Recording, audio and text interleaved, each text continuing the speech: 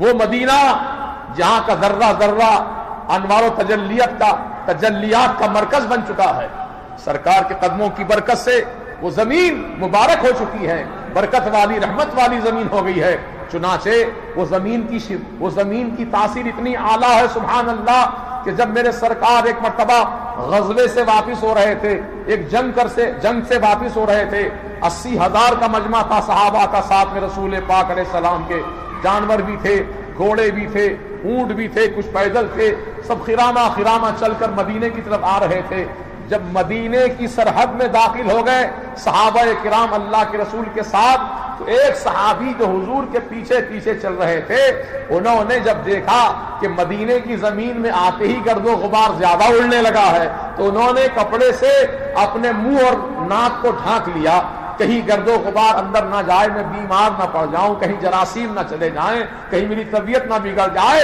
اللہ کے رسول نے ان کو دیکھا کہ اپنے چہرے کو کپڑے سے ڈھانک لیا ہے، ناک کو بند کر لیا ہے، منہ کو بند کر لیا ہے کپڑے سے، تو فرمایا کیوں تم نے اپنا ناک اور منہ ڈھک لیا ہے؟ یا رسول اللہ مدینے کا گرد و غبار اڑ رہا ہے، یہ گرد اڑ رہی ہے، کہیں میرے آقا میری ناک میں حلق میں چلی جائے تو میں کہیں بیمار نہ پڑ جاؤں، اس لیے میں نے کپڑے سے ڈھانک لیا ہے. تو آقا نے فرمایا ہٹا اپنے ناک اور منہ سے کپڑا، یہ مدینے کا غبار ہے، مدینے کا. کیا تو نہیں جانتا مدینے کے غبار میں اللہ نے شفا ہی شفا رکھی ہے، شفا ہی شفا رکھی ہے، شفا ہی.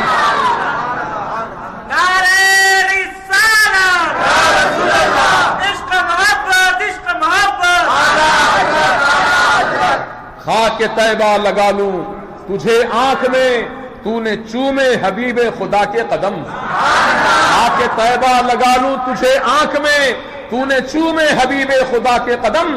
بن گئی تو حقیقت میں خاک شفا، پڑ گئے تجھ پہ جب مصطفیٰ کے قدم.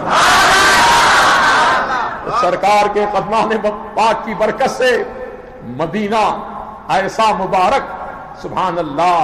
یا رسول اللہ تیری مرضی پہ مر مٹنا شریعت اس کو کہتے ہیں، تیری مرضی پہ مر مٹنا شریعت اس کو کہتے ہیں، اور تیرے کوچے میں ہونا دفن جنت اس کو کہتے ہیں.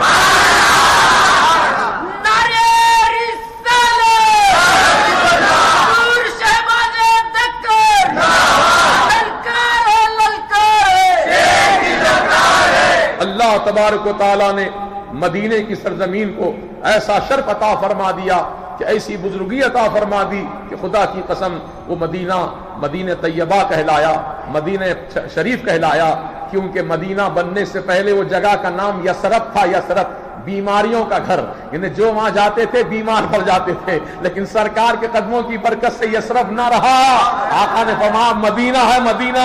اب یثرب نہ کہو اس مدینے کو، لیکن بعض لوگ کم علمی کی بنیاد پر مدینے کا پرانا نام لے کر یاد کرتے ہیں. یثرب کی زمین یثرب کہتے ہیں مدینہ شریف کو پہلے زمانے میں. تو اگر کوئی غلطی سے یثرب ایک مرتبہ زبان سے بول دیا تو 10 مرتبہ اس کو مدینہ طیبہ مدینہ طیبہ مدینہ طیبہ مدینہ طیبہ بول کر اس کا کفارہ ادا کرنا ہے. سبحان اللہ سبحان اللہ.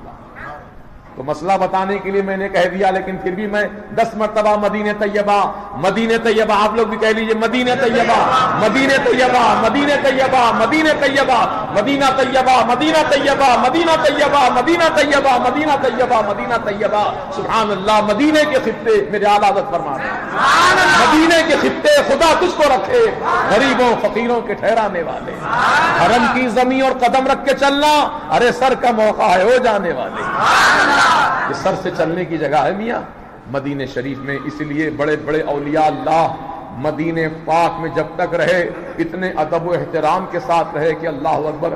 حضرت جامی رحمت اللہ تعالی علیہ، ہاں ایسے رسول کے عاشق گزرے ہیں کہ آپ جب مدینہ شریف پہنچنے والے تھے تو سرکار مدینہ علیہ الصلوۃ والتسلیم نے اپنے عاشق کو اپنے قریب تو کر لیا اور عاشق قریب بھی ہو گئے رسول کے، لیکن ادب و احترام کا یہ حال تھا کہ جب ان کو طہارت کی حاجت محسوس ہوتی تھی تو مدینے سے کئی میل دور آگے جنگل میں چلے جاتے تھے اور وہاں جا کر کے آپ طہارت سے فارغ ہو کر مدینہ شریف میں آتے تھے. اتنا احترام تھا.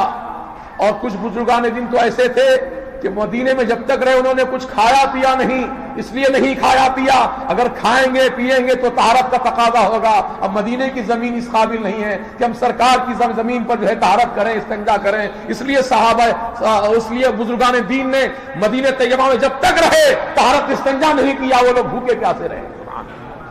ادب گاہے زیر آسماں از عرش نازک تر، نفس گم کردہ می آیت جنید و بایزیدی جا۔ نبی پاک علیہ السلام کی بارگاہ وہ بارگاہ ہے کہ عرش عظیم سے بھی زیادہ نازک ترین ہے، عرش عظیم سے بھی زیادہ نازک ترین ہے، کیونکہ بایزید بستامی، جنید بغدادی جیسے اللہ کے مقدس ولی جب رسول پاک علیہ السلام کی بارگاہ میں آتے تھے تو سانس بند کر کے آتے تھے، ناک بند کر لیتے تھے، اپنی سانس لینے میں کہیں بے ادبی نہ ہو جائے، سانس لینے میں کہیں آواز نہ پیدا ہو جائے۔ رسول کی بارگاہ کا اتنا احترام کیا ان اللہ والوں نے، تو آج ہم گناہگاروں کو اس بستی کا کتنا احترام کرنا چاہیے۔